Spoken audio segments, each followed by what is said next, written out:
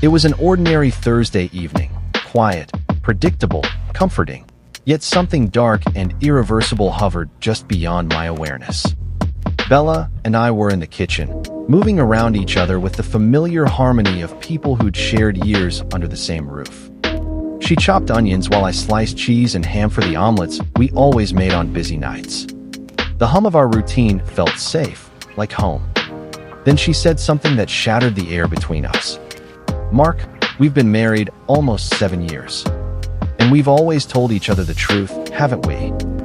My hand froze mid-slice. The knife clanked against the counter as I slowly set it down. A tremor of unease crawled through me. "Of course we have," I replied. "Honesty is what holds us together." But her expression was different, serious, tight, frightened. And then she said it. "I met someone." A cold, electric shock tore through me. My chest tightened so hard I felt lightheaded. "What? What are you talking about?" My voice quivered, though I tried to hide it. I already knew the answer, but denial demanded I ask anyway. "He works with me," she whispered. "He's a really nice guy. We've been having lunch together." My stomach twisted into knots. Something inside me already knew this wasn't just lunch. "Is there more, Bella?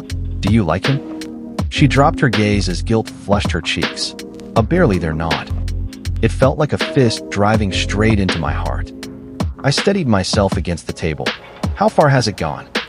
Bella backed into the counter like a child caught doing something unspeakable. "A few lunches every day for a few weeks. And dinner last week.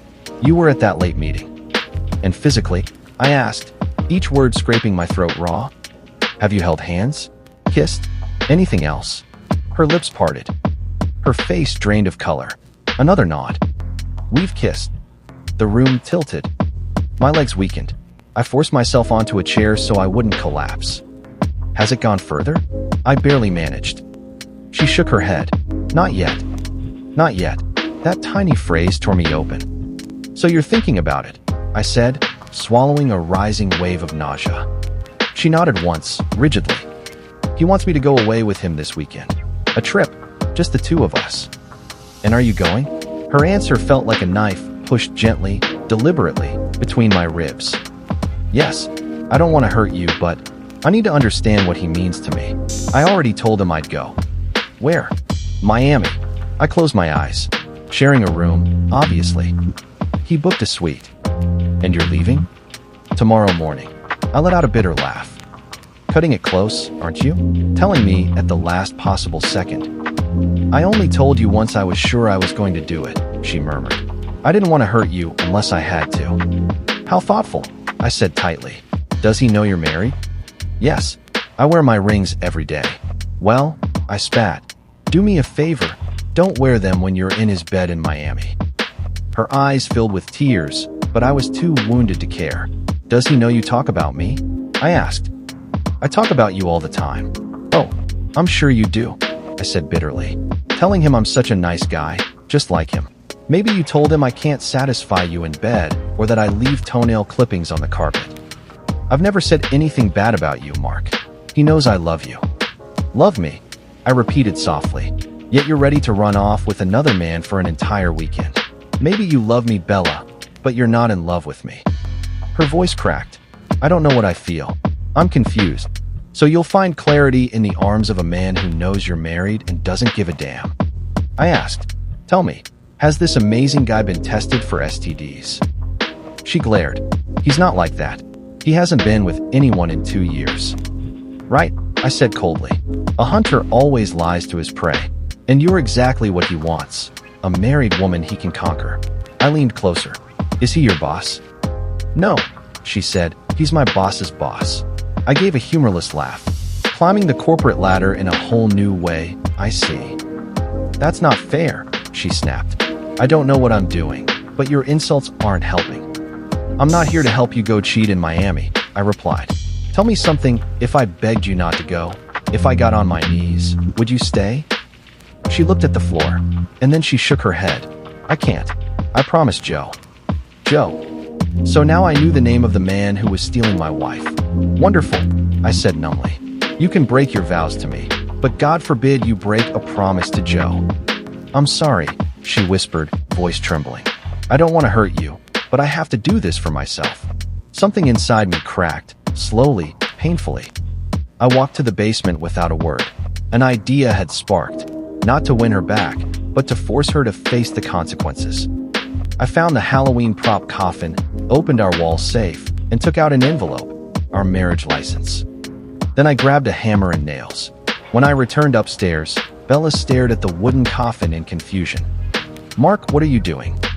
"I want to show you something," I said quietly, "before everything ends."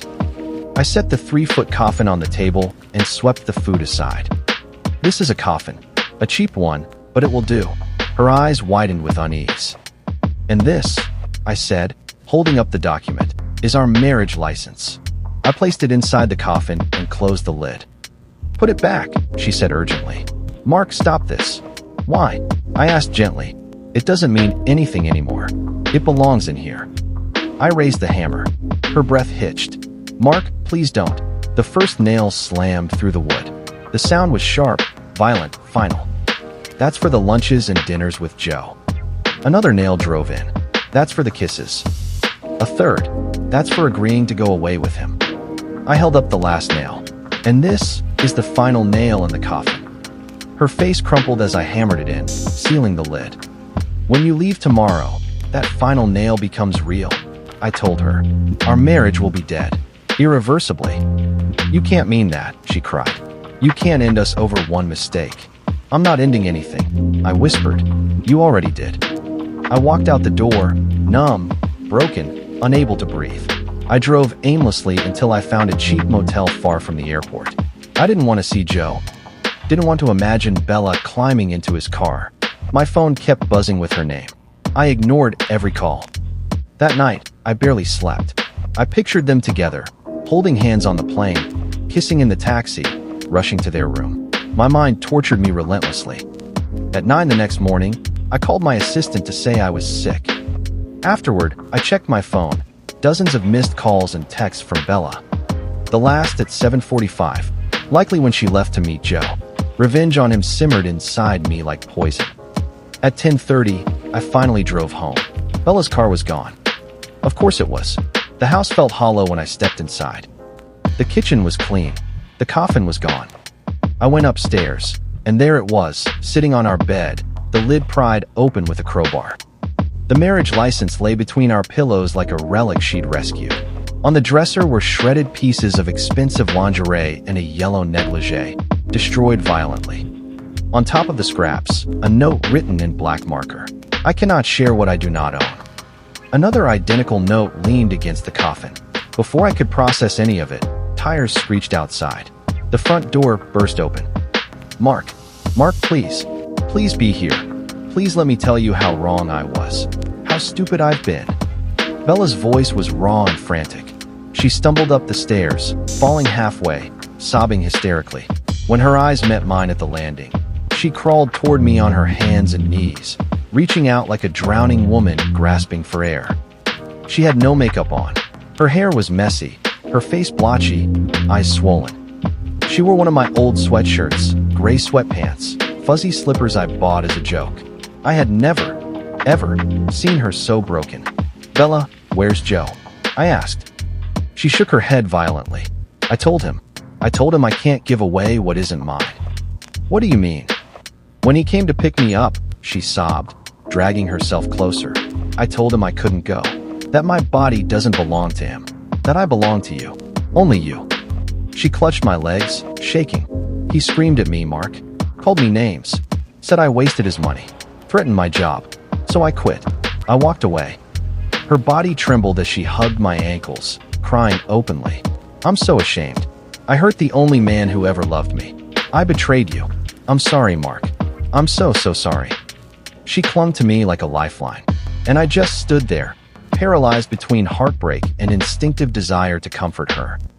The woman I adored had shattered me, and now she was begging on her knees for forgiveness. I finally lifted her to her feet and held her until her sobbing softened.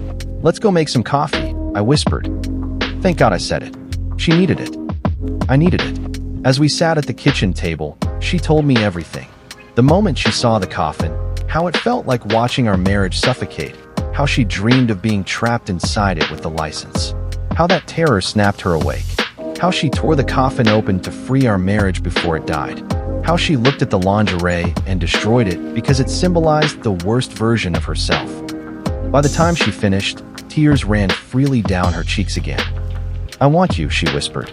"I only want you. I'll do anything to fix this." I sighed. "I want to trust you again, but you nearly destroyed me." She nodded, trembling. I know.